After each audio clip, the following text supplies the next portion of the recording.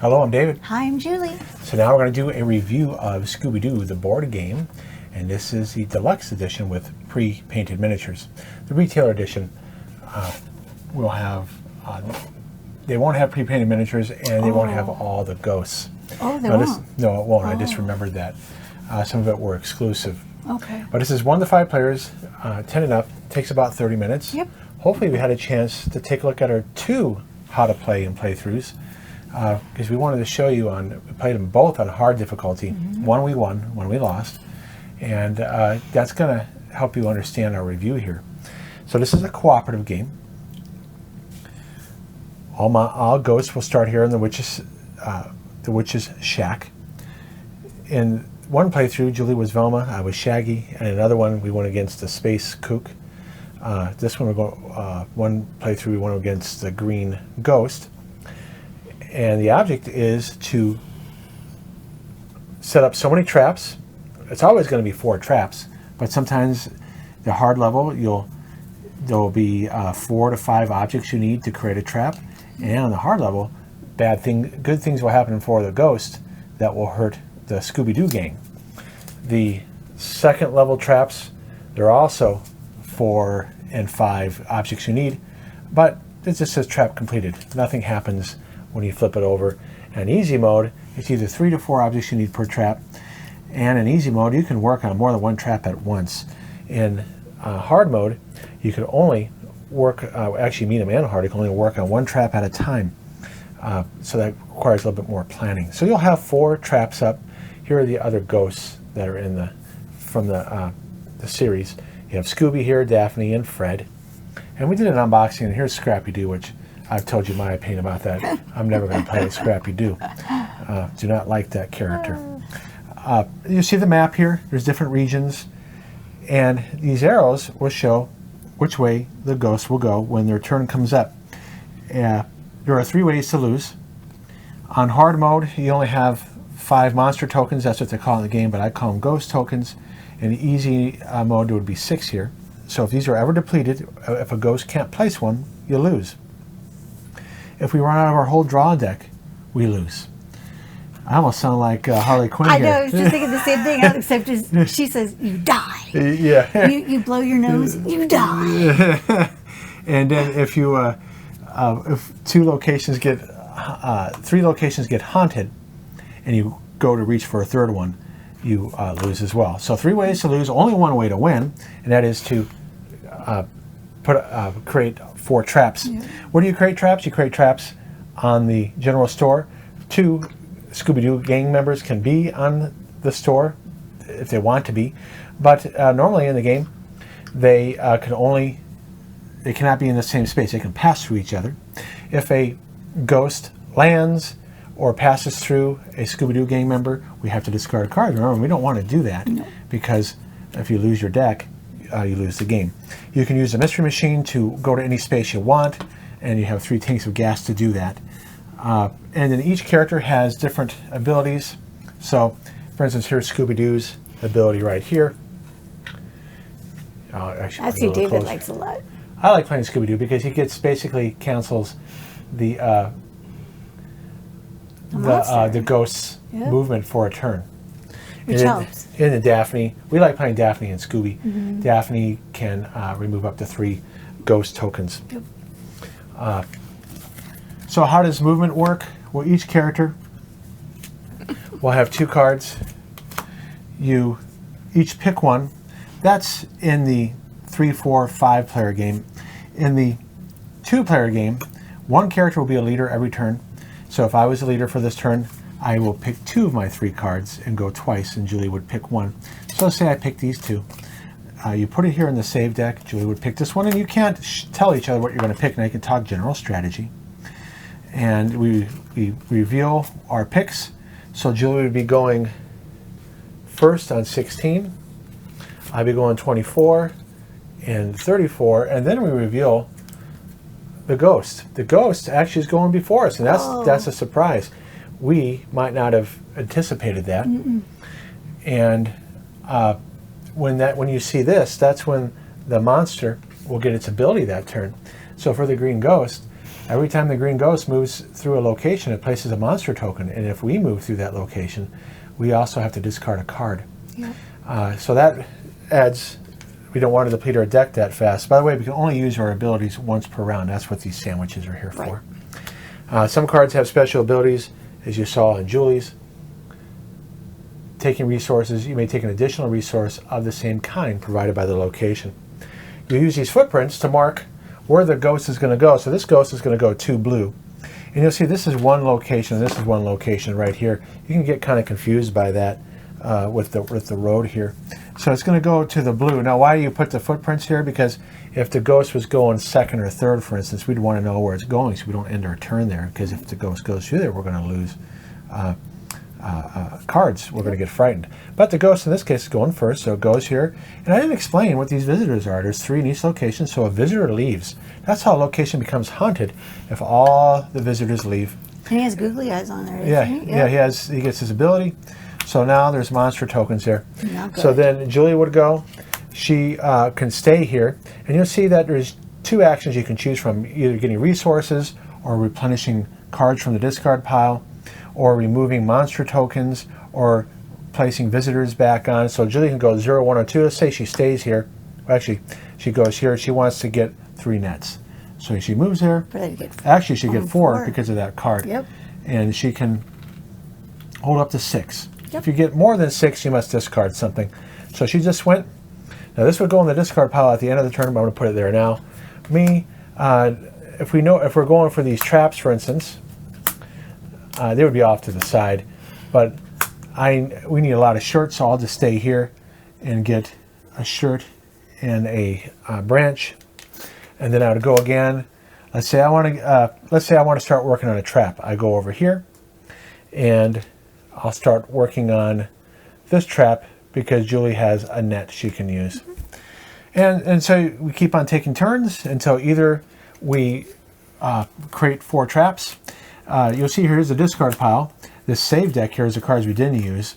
This save deck becomes our draw deck when the draw deck is depleted, so it would move up like this, and then we would have to go to locations to move cards from the discard pile to the save deck. And so there's a little bit of hand management there to try to keep your life going. But let's say the monster did move through me, I would have to get rid of 2 cards. So that's how you can get rid of stuff. Yep.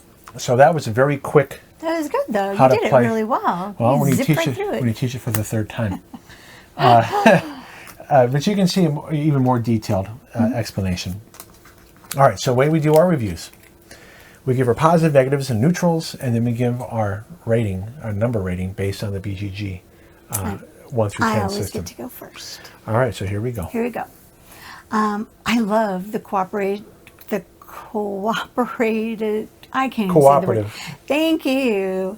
Theme. And we've also, played this.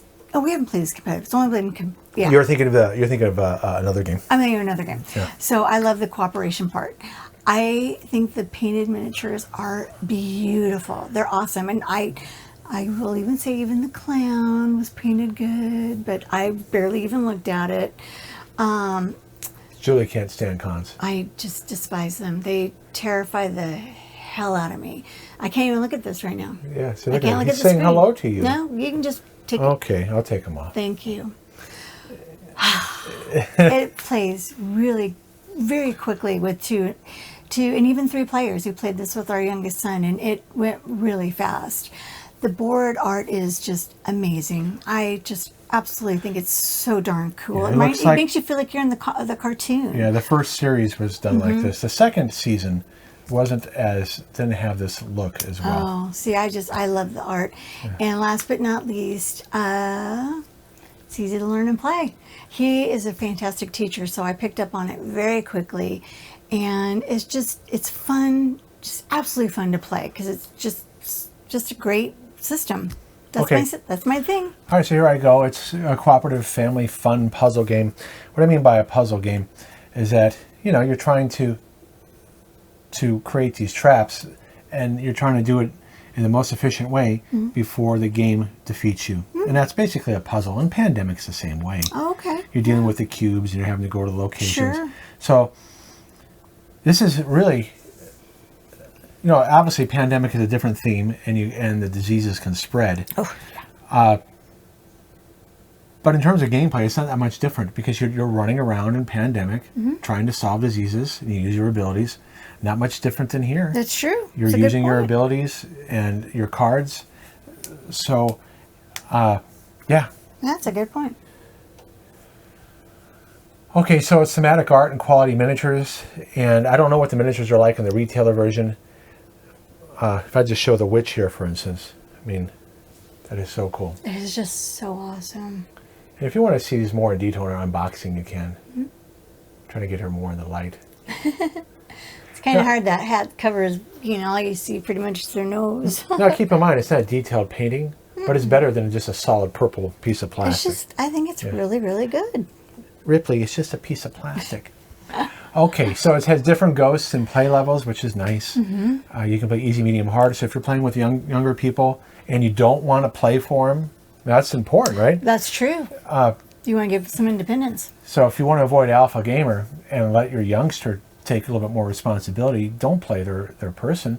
Just play easy level. That gives more opportunities to make mistakes. Because when you play a hard level, we made a couple mistakes. Yes, and we we did. caught it while we were playing. We We're like, did. I said, oh. And then I was like, oh, darn it. We messed that up, and that's What the heck were we thinking? that's one reason why we lost. But so you wouldn't want to play that with a younger person, unless you're going to be the alpha gamer and tell the younger person what to do. But then that's not fun for Right. the younger I agree. person. So the different levels will help avoid that. So cool card mechanics. I like the idea that you have different initiative here, and the ghosts. You don't know when the ghosts are going to do. Yep. When they're going to go, if they're going to use their ability, which track they're going to be on, and then you can play cards. There's a card here that says, let's see here, where you can flip over the monsters That's card, right. Yeah, reveal the reveal. top monster card. That's that, and that's nice to play that because then you can see what the monster is going to do Yep. next turn. It's awesome. Because you're going to reveal the top card when you play yours. You're going to see the one for the next turn. What else do we have here? I don't know. Okay, challenging surprises and ghosts on hard level. So one thing that when we did one playthrough, we didn't know the space kook was going to be the easiest. I think Yeah, He's he the was pretty easiest. easy. because he just puts monster tokens, ghost tokens on your character card. Yeah. There's one we haven't played here yet. Puts it on the board and follows you around. Yeah, Redbeard. They move. That's just The nuts. tokens move. I can only imagine how hard that's going to be. That is And then the Captain Cutler, I think, isn't that the one where they makes? I don't know, honey. There was one on here where it actually creates a barrier.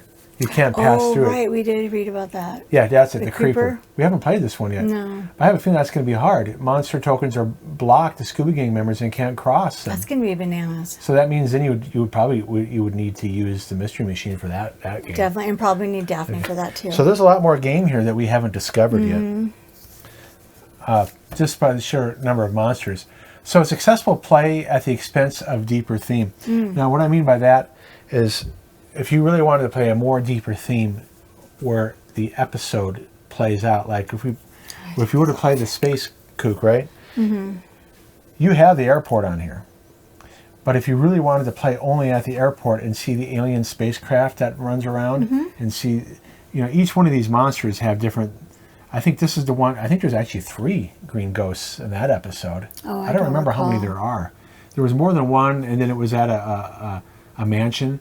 You would have to have a legendary type deck building system where you would have cards that would have the locations, and then so you would have to have a totally different game where each deck was an episode. Oh. And I'm not saying that they should do that. I'm just pointing out that they had to come up with a system where it references the different parts, like the malt shop. Okay, Oh, yeah. the graveyard of ships references the glowy guy. Oh, okay. Okay, but without making overwhelmed with all these decks of cards, you had to have a more generic system that references those episodes without going into detail. So it's a neutral. It's just something that you have to realize from a game design standpoint. That's what they had to do to design the game. I like this way better. Well, you don't know if somebody will eventually do something more detailed where you have actual episodes as a deck, just like Legendary does with the different movie franchises. Oh, that's true. Whether it's X-Files or 007. Yeah, because the 007, notice that you can play Goldfinger, and all the cards deal with Goldfinger. Right. You could do a system like that with Scooby-Doo. Okay, so ineffective referencing and challenging rulebook for inexperience. So I've mentioned that's a negative. This referencing is pretty much useless because it doesn't have everything you need. So it's like, what's the point? Because I have to still, it doesn't have that, so I have to look it up again. And then there is some challenge in using different terms at times.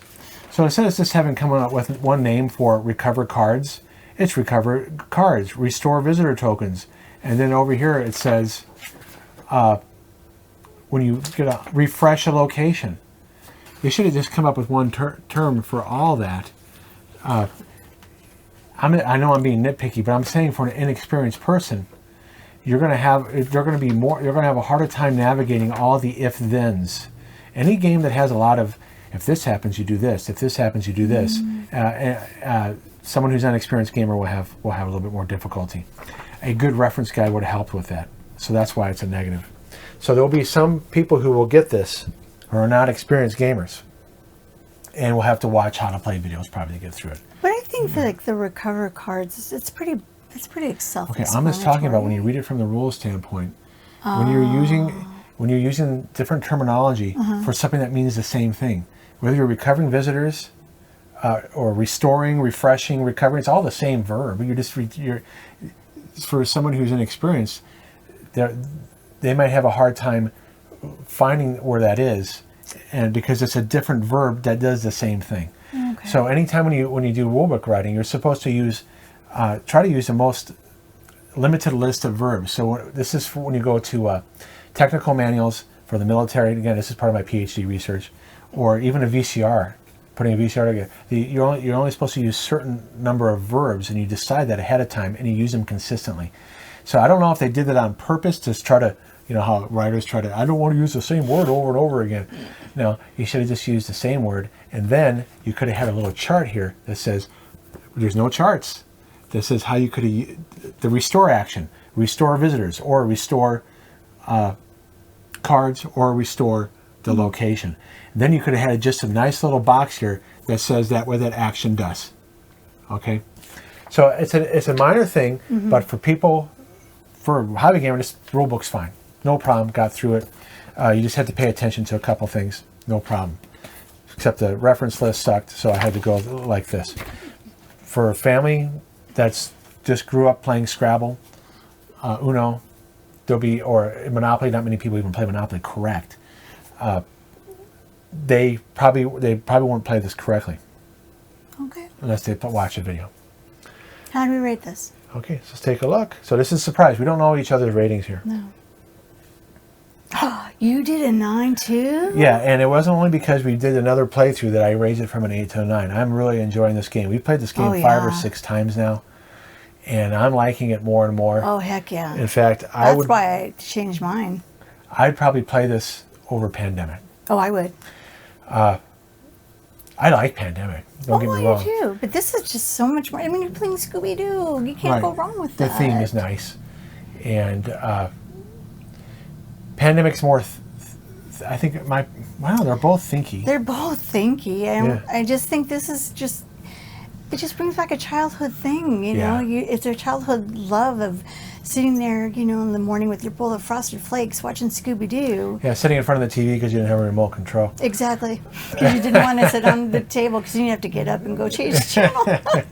But if they come out with expansions and add more, this could go up to a 10. I think so. And, I was worried about the price point of this because this was a Kickstarter. It was $80. And then I don't remember what the shipping was, but it's not as much as shipping is now. Oh, okay.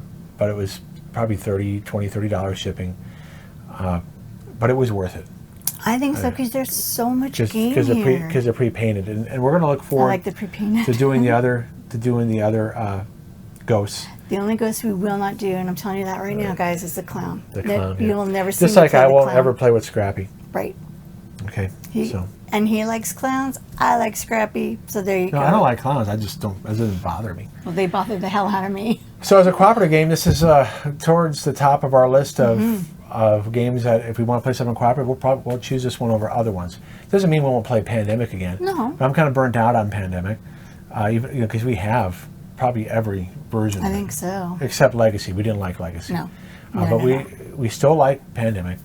But I'd rather play this. So if we do a top 10 of cooperative games, this is definitely going to be Well, we'll see over time when we eventually do that. be up there. Yeah, it's going to be a while before we do that, but yeah. We're not doing any top 10s until we get until we have 1,000 subscribers. So if you haven't subscribed yet, this is your chance. We'd love to have you join us. All right, so thank you. See you later. All right, bye-bye. Bye.